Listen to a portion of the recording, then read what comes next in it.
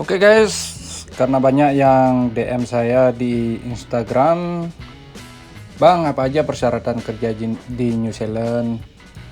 Berapa pengeluaran biaya? Oke, di video kali ini saya akan bahas dan apa aja persyaratannya. Nah, cara kerja di New Zealand, gaji, syarat, dan budaya kerja. Di video kali ini saya akan bahas tuntas teman-teman. Nah, setiap warga negara Indonesia ingin bekerja di luar negeri karena gaji yang terbilang cukup banyak teman-teman. Jadi salah satunya saat Anda ingin bekerja di New Zealand atau istilah kerennya Selandia Baru teman-teman. Hal ini terbilang banyak karena dolar New Zealand tersebut memiliki nilai yang cukup besar jika dirupiahkan. Dan berikut ini adalah syarat kerja di New Zealand untuk laki-laki maupun perempuan teman-teman. Minimal berusia 18 tahun, memiliki paspor, memiliki KTP, memiliki surat keterangan sehat atau medical check-up, memiliki SKCK, memiliki visa dan dokumen yang lain teman-teman. Dan bagaimana cara mencari lowongan kerja di New Zealand? Nah, untuk Anda yang bingung bagaimana cara mencari lowongan kerja di negara New Zealand, Anda bisa mencoba beberapa berikut ini teman-teman. Ini situs resmi ya. Pertama, melalui situs web umum atau Working In,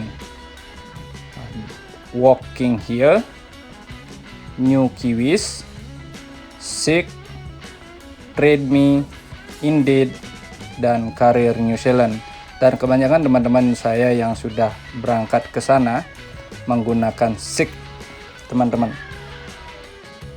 Nah, ketika Anda sudah mengajukan atau mengirim CV dan lolos interview, syarat selanjutnya adalah membuat visa kerja, teman-teman.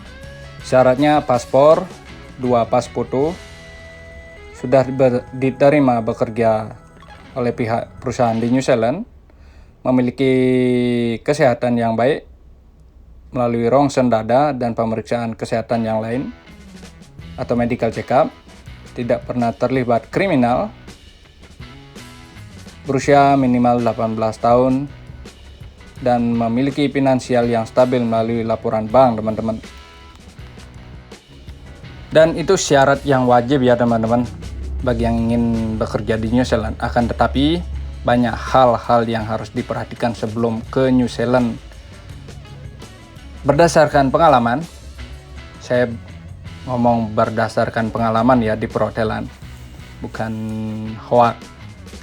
Ketika Anda sudah lulus bekerja atau melamar pekerjaan di New Zealand dan sudah diterima, Anda harus mengajukan visa kerja. Dan saya sudah sebutkan persyaratannya tadi. Setelah itu, kalian akan diinterview di kedutaan atau konsultan teman-teman. Kedutaan New Zealand. Setelah kalian lulus, persiapkan uang sebesar 7-8 juta teman-teman. Dan itu wajib dibayar. Dan medical check-up sudah tentu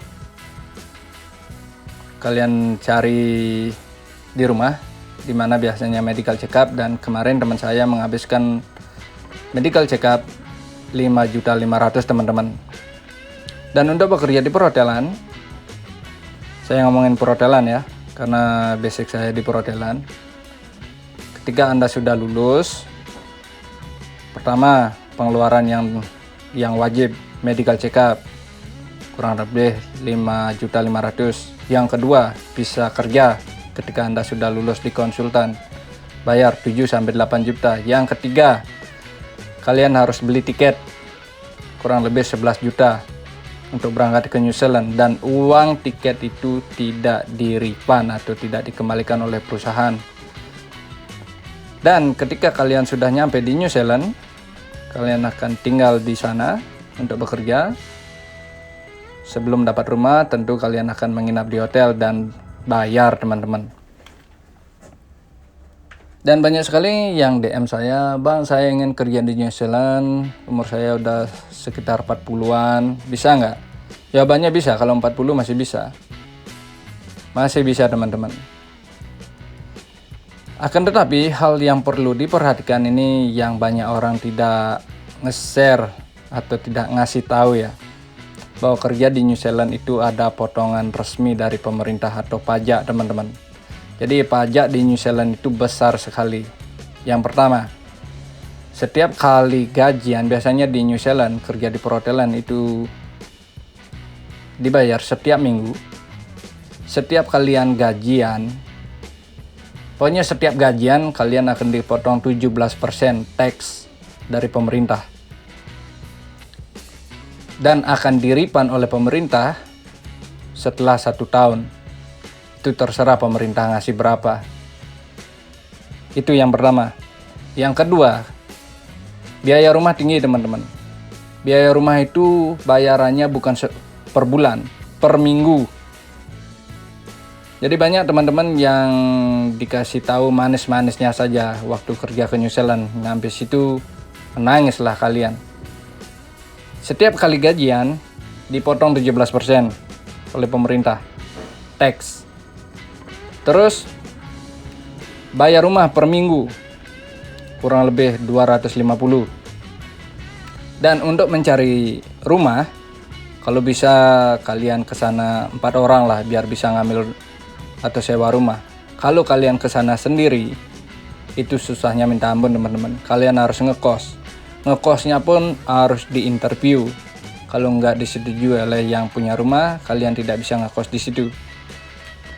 Yang ketiga, kalian harus buka rekening bank di situ ketika kalian sudah nyampe di New Zealand. Kalau sudah punya rekening bank, baru gaji kalian bisa masuk, teman-teman.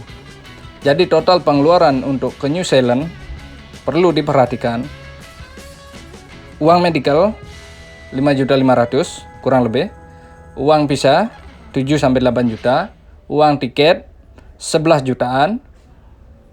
Dan uang bekal, teman-teman. Jadi kurang lebih sebelum kalian dapat gaji ke sana menghabiskan 40-50 juta, teman-teman. Jadi jangan tergiur dengan gaji tinggi, tapi kalian tidak tahu seluk-beluknya di situ. Dan ini fakta. Perlu kalian perhatikan ya. Walaupun memang benar gaji di New Zealand itu 30-50 juta dapat sebulan. Ini saya ngomongin di perhotelan ya. Kalau di perkebunan beda lagi. Kalau di perkebunan lebih tinggi gajinya daripada perhotelan, teman-teman. Dan uniknya banyak sekali yang terjebak. New Zealand itu, kalau kita kerja di New Zealand, kita bisa menjadi warga di sana. Ya, jawabannya betul sekali. Akan tetapi, syarat untuk menjadi warga di situ, kalian harus mendapatkan gaji $40 New Zealand per jam. Kalau di bawah itu kalian tidak bisa. Ini fakta. Oke guys, mungkin itu info penting bagi teman-teman yang tergiur mau ke New Zealand dengan gaji tinggi, tapi kalian belum tahu kehidupan di New Zealand kayak gimana. Semoga fakta ini menjadikan pertimbangan kalian sebelum berangkat ke New Zealand bekerja. Semoga bermanfaat, tonton full biar tidak gagal paham, teman-teman. Selamat beraktivitas dan sampai jumpa di video selanjutnya. Semoga kalian berhasil melamar kerja di New Zealand. Jangan lupa like, share, dan subscribe, teman-teman.